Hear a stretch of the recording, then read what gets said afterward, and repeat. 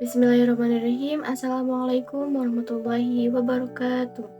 Alhamdulillahirabbil alamin wa bihi nasta'inu ala umuri dunya waddin wa ala alihi wa sahbihi ajma'in amma ba'd.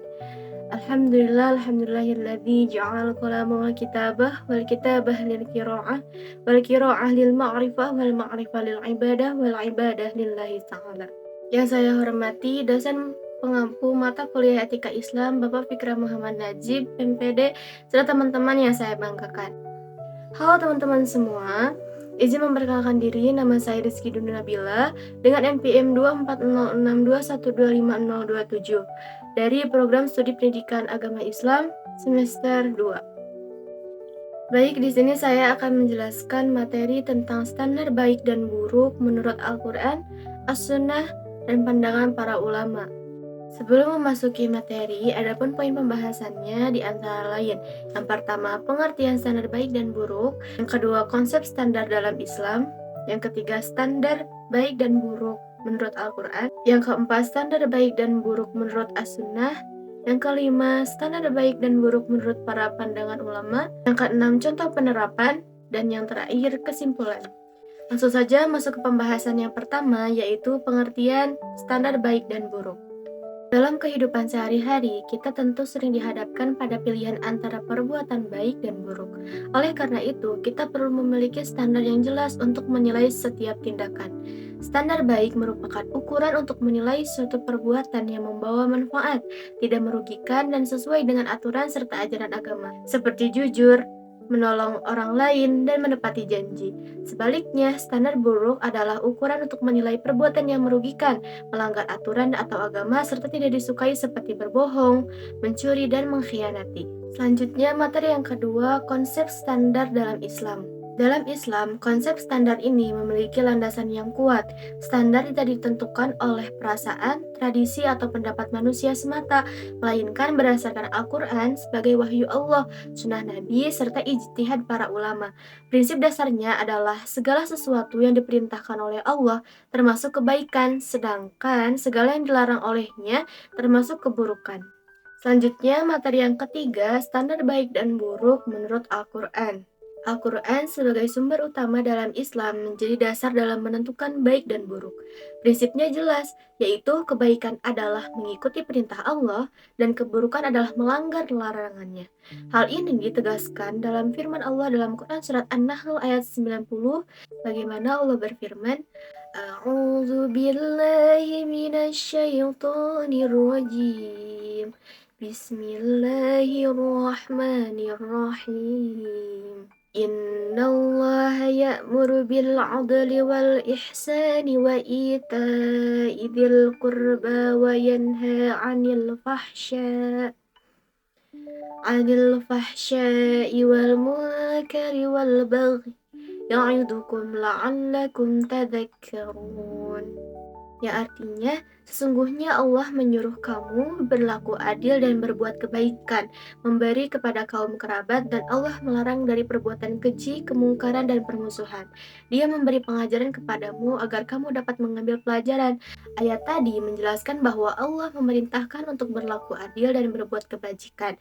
Dari ayat ini dapat dipahami bahwa adil dan berbuat baik merupakan standar kebaikan, sedangkan lawannya seperti zalim dan maksiat termasuk keburukan. Al-Quran juga menekankan nilai-nilai utama seperti tauhid, keadilan, dan ihsan. Kebaikan memiliki ciri mendatangkan manfaat, mendekatkan diri kepada Allah, dan tidak merugikan orang lain. Sedangkan keburukan mendatangkan kerusakan, menyebabkan dosa, serta merugikan diri sendiri dan orang lain. Materi yang keempat menjelaskan standar baik dan buruk menurut As-Sunnah. Selain Al-Quran, sunnah Nabi juga menjadi pedoman penting. Sunnah adalah segala perkataan, perbuatan, dan ketetapan Nabi Muhammad SAW. Fungsinya adalah menjelaskan Al-Quran, memberikan contoh nyata, dan menetapkan hukum tambahan. Standarnya adalah apa yang dilakukan Nabi merupakan kebaikan, dan apa yang dilarang beliau merupakan keburukan. Rasulullah SAW juga bersabda bahwa beliau diutus untuk menyempurnakan akhlak yang mulia, yang menunjukkan bahwa akhlak Nabi adalah standar utama kebaikan. Contoh kebaikan dalam sunnah adalah jujur, amanah, sabar, dan adil. Sedangkan keburukan meliputi dusta, khianat, dan zalim. Materi selanjutnya yaitu standar baik dan buruk menurut pandangan para ulama. Selanjutnya, ulama juga memiliki peran penting dalam menjelaskan standar baik dan buruk, terutama dalam menghadapi perkembangan zaman. Ulama adalah orang yang memiliki ilmu mendalam tentang agama, yang berperan dalam menafsirkan Al-Quran dan Sunnah, menjelaskan hukum, serta menjawab persoalan baru. Dalam menetapkan hukum, ulama menggunakan metode seperti ijtihad, ijma, dan kias.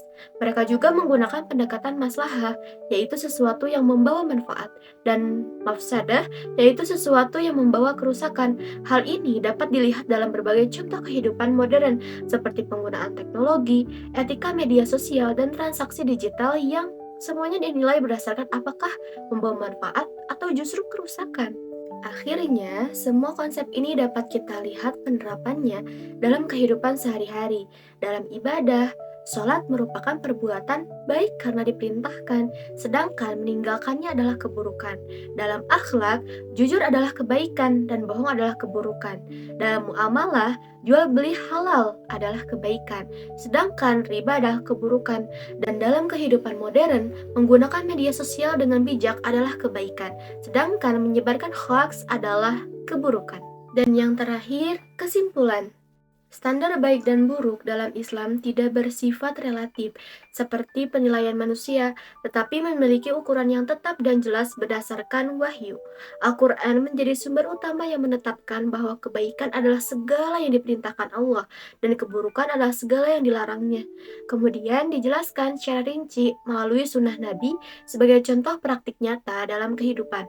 Selanjutnya, para ulama berperan dalam menafsirkan dan mengembangkan pemahaman tersebut melalui ijtihad untuk menjawab persoalan zaman. Dengan demikian, ketiga sumber ini saling melengkapi sebagai pedoman hidup, sehingga seorang muslim dapat menentukan mana yang benar dan salah secara tepat, serta menjalani kehidupan sesuai dengan syariat dan mendapatkan ridho Allah Subhanahu wa Ta'ala.